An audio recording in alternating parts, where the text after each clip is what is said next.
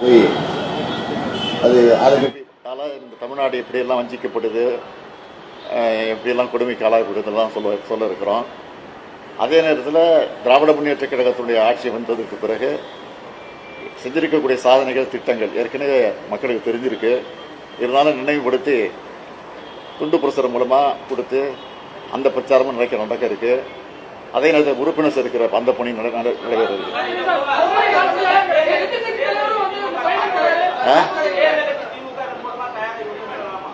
நிச்சயமா நிச்சயமா இப்ப இல்ல தயாராக ரொம்ப நாளாச்சு.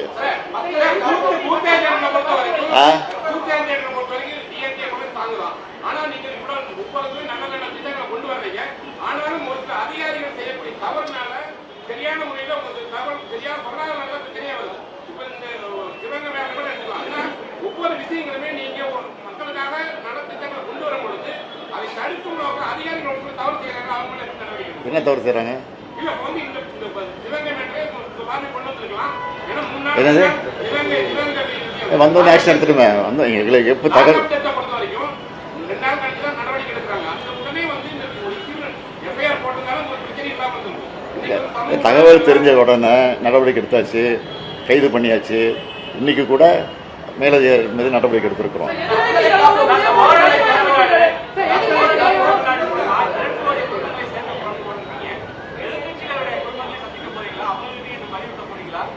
சொல்ல போறோம், நிச்சயமா சொல்ல போறோம். விருப்பம் உள்ளவங்க சேர்க்க போறோம், கட்டாயப்படுத்தி சேர்க்க போறது கிடையாது. சேர்ந்து சொல்ல போறது அப்படி சேர மாட்டாங்க முன்னெல்லாம். அதனால அவங்க விருப்பம் தான் சேர்ப்போம்.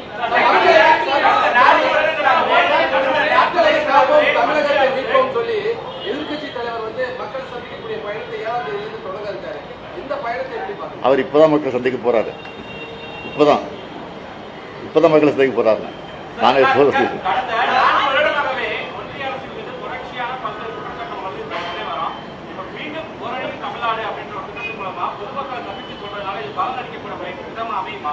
மக்களுக்கு தெளிவாக தெரியும்.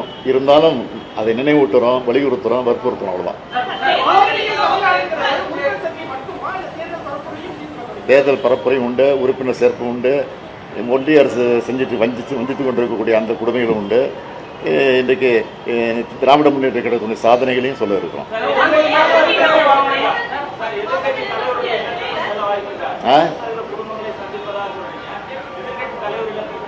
எதிர்கட்சி புரியல.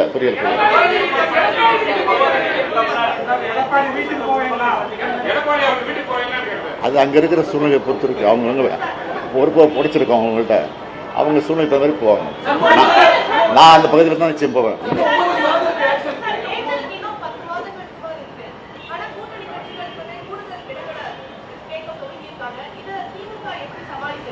அது வந்து தேர்தல் தேதி அறிவித்த பிறகு அவங்க உட்காந்து பேசுவோம். அது சமாளிச்சுருவோம்.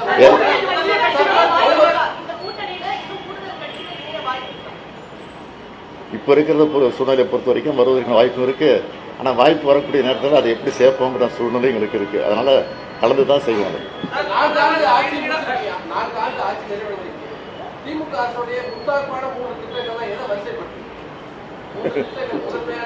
எல்லாத்தையும் வரிசைப்படுத்தலாம். அதான் நீ கேட்டங்கிறத 3 சொல்லிடுறேன். காலை உணவு திட்டம், அது தேர்தல் வாக்குறுதல் கிடையாது இல்லையா? அதை நிறைவேற்றிருக்கிறோம். மகளிர் உரிமை திட்டம், அது தேர்தல் வாக்குறுதி இருக்கு. அதை வந்து கிட்டத்தட்ட 60% நிறைவேற்றிட்டோம். இன்னும் ஒரு 20% மிச்சம் இருக்கு. அதையும் விட்டு போனதான் ஆகும். அது அவங்க தவறாக படிவத்தை பூர்த்தி பண்ணாமல் தவற விட்டுட்டாங்க. அதை சில தப்பாக பதிவு பண்ணியிருக்கிறாங்க. அதெல்லாம் திருத்தி அதுக்கு ஒரு முகாம் போட்டு அதுவும் செப்டம்பர் மாதம் கொடுக்க போகிறோம். அதனால் அது ஒரு திட்டம், அது பெரிய திட்டம். பேருந்து இலவச பயணம், இது கட்டணம் இல்லாமல் பயணம் பண்ணுறாங்களே, அது ஒரு பெரிய திட்டம். ஒரு மாணவர்களுக்கு மாணவிகளுக்கு கல்விக்காக 1000 ரூபாய், ஆரம்ப பள்ளியை முடிச்சுட்டு கல்லூரிக்கு போகும்போது 1000 ரூபாய், அந்த அற்புதமான திட்டம். இப்படி பல திட்டங்கள் இருக்குது. எதை சொல்கிறது எதை விடுறதுன்னு தெரியல. போவேன், வாய்ப்பு கிடைக்கும்போது போவேன்.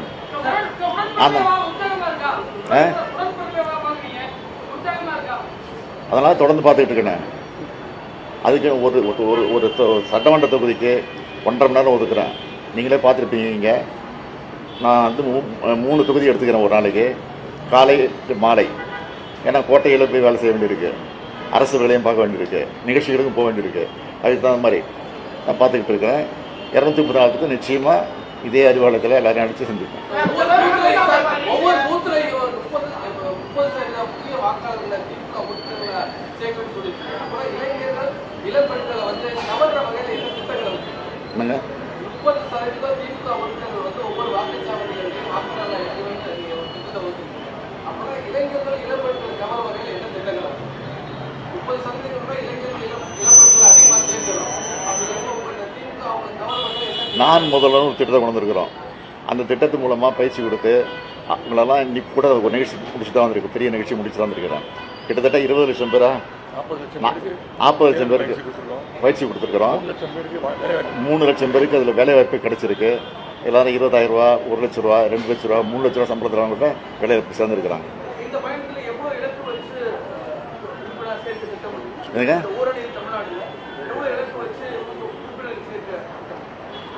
நாங்கள் டார்கெட் ஃபிக்ஸ் பண்ணியிருக்கோம். 30% ஒரு பகுதியில் சேர்க்கணும்னு சொல்லியிருக்கிறோம். எல்லாம் எங்களுக்கு வர செய்தியாக 30 இல்லை 40% சேர்ப்போங்கிற உறுதியும் கொடுத்துருக்குறாங்க. இப்போ 2026 எவ்வளோ சட்டப்பேரவை கூட்டி இலக்கை வச்சுக்கிறார் திட்டம்? நாங்கள் ஏற்கனவே 200 சொல்லியிருக்கிறோம். அதை தாண்டி தான் வரும்னு நினைக்கிறேன்.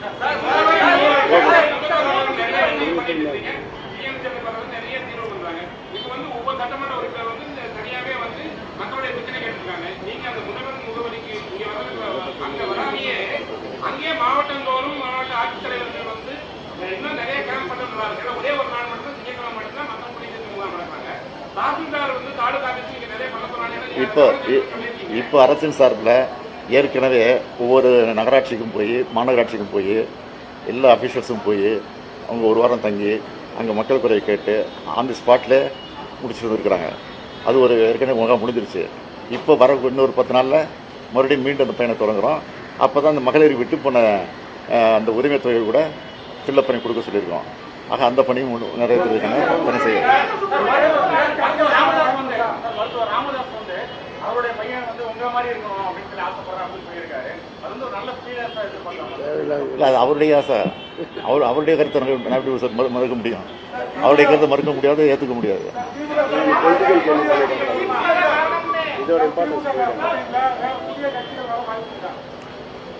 இது வரைக்கும் இல்லை. வந்தால் சொல்லுங்கள், பரிசீலிக்கலாம்.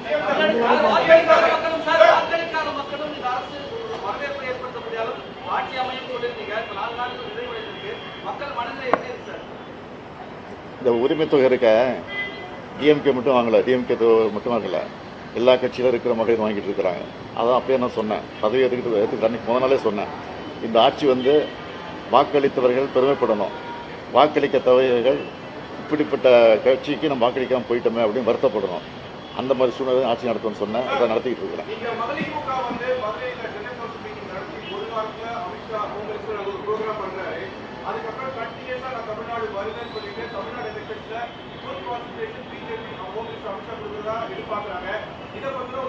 அமித்ஷா அடிக்கடி வரணும்.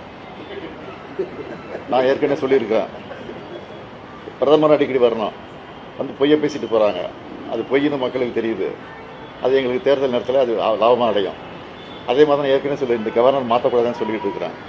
ஏன்னா கவர்னர் என்ன நல்லது செஞ்சாலும் மக்கள்கிட்ட ஈடுபடாது. இனிமேல் அந்த அளவுக்கு கெடுதல் செஞ்சுட்டு இருக்காரு. அதனால் அவங்களாம் வரணும் அடிக்கடி. அதுதான் என்னுடைய ஆசை.